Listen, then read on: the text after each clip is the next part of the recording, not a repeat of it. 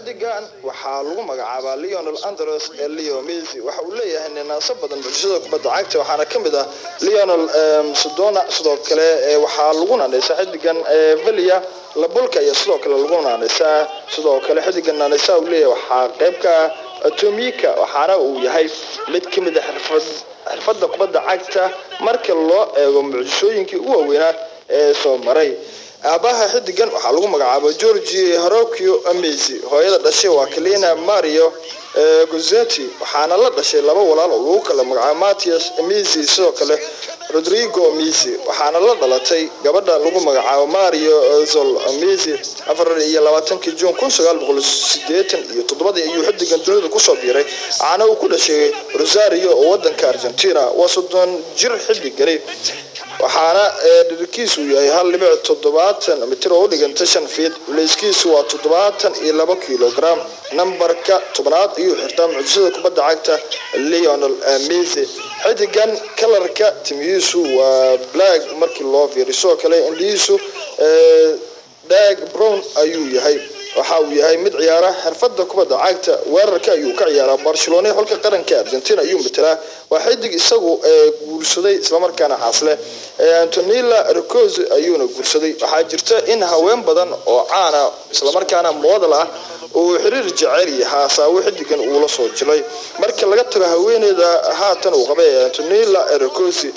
waray ula soo saaxiibay isla markaana xiriir jecel uu la soo wadaagay Macarena sidoo kale waxaa ku jira Luciana Zalter soo kala joona ayaa qayb ka haweenkii kala duwanaa ee xiddigani uu isagu xiriirka jecel la soo sameeyay waxa uu heestaa laba cunug waxaana ay kaliya Thiago Messi iyo Matteo Messi xiddigan ayaa 2017 isagu guursaday marka laga hadlayo xiddigan aqoontiisa iyo waxbarashadiisa college-ka jaamacadda ma ahan xogtan mid lahayd isla markaana lama ogo waa ay u gooni tahay xiddigan ayaa isagu heesta diinta loo yaqaano ee Katoliga waxa uu yahay mid sidoo kale leh saaxiibo kala duwan saaxiibadiisa ugu fiican waxa lagu sheegay inay yihiin Neymar GRA iyo sidoo kale Gerard Piqué xiddigan ayaa kulan caalami ah oo professional ah waxa uu saftay 17 October 2004 xiddigan ayaa isagu waxa uu yahay mid xiiseeya isla markaana isagu leh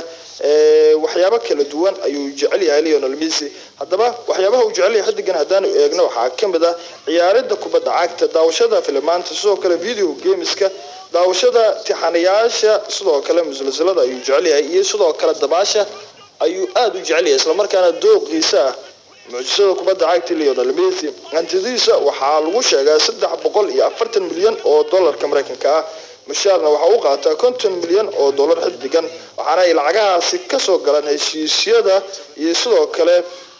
sponsorada uu sameeyo sidoo kale xayeysiinada ganacsiga uu sameeyo iyana lacagahaasi isagu ka soo galaan mucjisada kubadda cagta Lionel Messi sidoo kale xiddigan hadii aynu eegno waxa uu leeyahay gaadiid badan oo isagu si qaas ah u leeyahay hadaba gaadiidka xiddigan uu sida shakhsiga u leeyahay waxa kamid ah Ferrari F430 sidoo kale Spider ayaa kamid ah